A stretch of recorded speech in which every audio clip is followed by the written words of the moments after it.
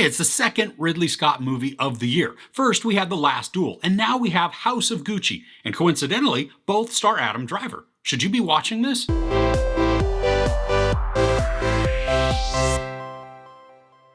When an outsider from humble beginnings marries into the Gucci family, her unbridled ambition begins to unravel their legacy and triggers a reckless spiral of betrayal, decadence, revenge, and ultimately murder. This is based on true events and it stars Lady Gaga, Adam Driver, like I had said, Al Pacino, Jared Leto, Jeremy Irons, and Salma Hayek. I really enjoyed Lady Gaga in this. She plays Patrizia Reggiani, a young woman who meets Driver's Maurizio Gucci at a party. And I love how transparent she is to the audience with her true feelings. You can see this light click on in the instant that she hears the name Gucci, and we know instantly from there that she's going to pursue him with everything she's got. Gaga plays the greedy and manipulative character very convincingly, but she's not always slimy or despicable. There are a ton of moments where she is sympathetic and we feel for her, almost forgetting how she got to her position. We can't forget for too long because she's driven for success. And Gaga is able to play all of the sides very convincingly, and I enjoyed watching her on the screen even if I didn't always like her character. Adam Driver is wonderful. I mean, from the very start, he's stammering, uncertain, and even timid. But he's not a static character. I love that we get to watch him transition to somebody who's determined and decisive, even if he's very impulsive at times. Now, something that I appreciated about Ridley Scott's last movie, The Last Duel, was that the actors didn't try to do accents because when accents aren't nailed, they can become very distracting or even comical, breaking us out of the experience of the story. Scott didn't adhere to that same practice in this, and so as a result, the accents are uneven and wonky. Lady Gaga's fluctuates between convincing and laughable, and the same goes for Driver's. He has a combo of Italian and German, which does make sense for his character considering those were his parents' heritage, but it never fully landed on a solid accent, wavering in between the two depending on the scene. And then there's Jared Leto. Now, I don't know enough Italian people to know if his accent was legit, but how it came across to me is the stereotypical way an American would portray an Italian speaker. If it's accurate, I mean, hey, that's wonderful, but otherwise, I think it could be pretty insulting. But speaking of Jared Leto, this dude was completely unrecognizable in his role. I mean, he fully disappeared into the role as Driver's cousin and Pacino's son. And some of that is thanks to the makeup, but even with that, I knew it was him and I struggled the entire time to find the actor behind that makeup. I loved his portrayal and how he crafted this hurt, ignored, and even discarded member of the Gucci family. And there are so many times where I felt sorry for him despite his bravado because the way that he is treated is just heartbreaking.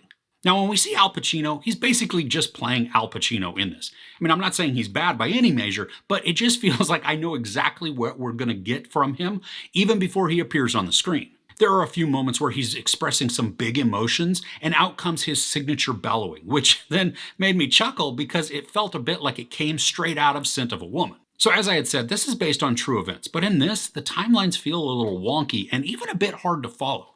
I mean, this is telling an account of real people, so when events happen, it was difficult to place them in this. I got the sense that the movie compressed many years and then started the story later than the real one begins.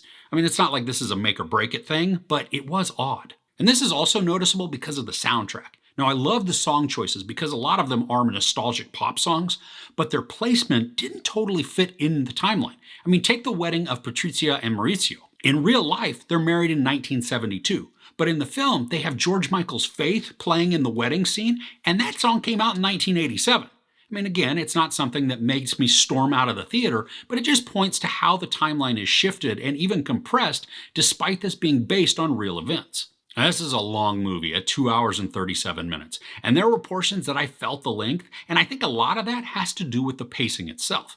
The film spends a lot of time establishing the relationships and family dynamics, which I totally appreciate, especially as somebody who knew nothing about this family or the story. I mean, as you can tell, I'm not really the most fashionable. I'm good with my jeans and my flannels, but I do know the prestige the Gucci brand has, or at least had. With all the development, the narrative does a good job of detailing how decisions are made and some of the treachery that's involved in the interfamily dynamics. But within this, some things are rushed, making a sequence's conflict come on faster than feels natural. And then where it's probably most noticeable, the last act of the story is incredibly fast. I mean, it's just like boom, boom, boom with events. We just see them happen without some of the supporting context that we had got in the first portion of the story. And this just makes the ending feel very rushed. And then we only get some postscript titles on the screen to give us a few final details on some of the characters. Now, something that's more of a fun fact in this than anything else is that Salma Hayek stars in this as a television psychic who Patrizia befriends and then later schemes with. Now, at some point, and it's depicted in the film, the Gucci company needs some financial assistance, so an investor group is brought in.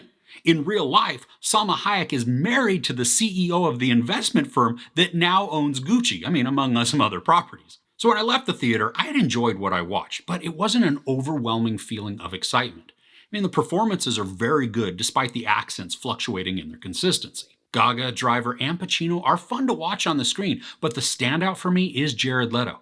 And the story is pretty compelling, but the way the film is paced does work against it, making the time very noticeable. As someone who knew nothing of the family or this story, it was really informative, even if it's dramatized and not wholly accurate.